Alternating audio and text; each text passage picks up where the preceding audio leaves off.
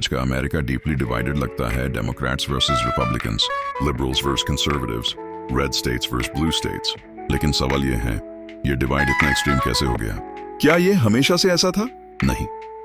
America के political system में differences तो हमेशा रहे हैं, लेकिन जो पोलराइजेशन आज दिखती है वो रिलेटिवली मॉडर्न फिनोमेनन है। सब कुछ बदलने लगा 1960s के बाद। जब civil rights movement, Vietnam war और सोशल जस्टिस प्रोटेस्ट्स ने ट्रेडिशनल पॉलिटिकल लाइंस को शेक कर दिया।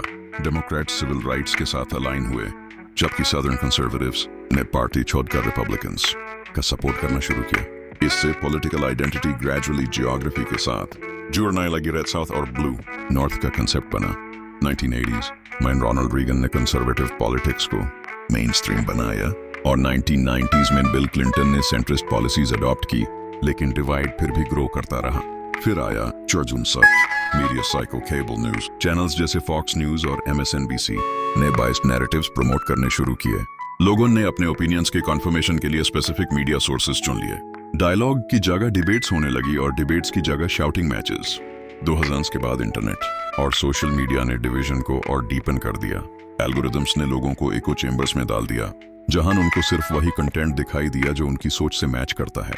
यह डिजिटल फ्रैगमेंटेशन ने पॉलिटिकल एम्पैथी को कम और ट्राइबलिज्म को ज्यादा बढ़ावा दिया। और फिर डोनाल्ड ट्रंप का एरा, जिसने डिवाइड को ओपनली एम्ब्रेस किया।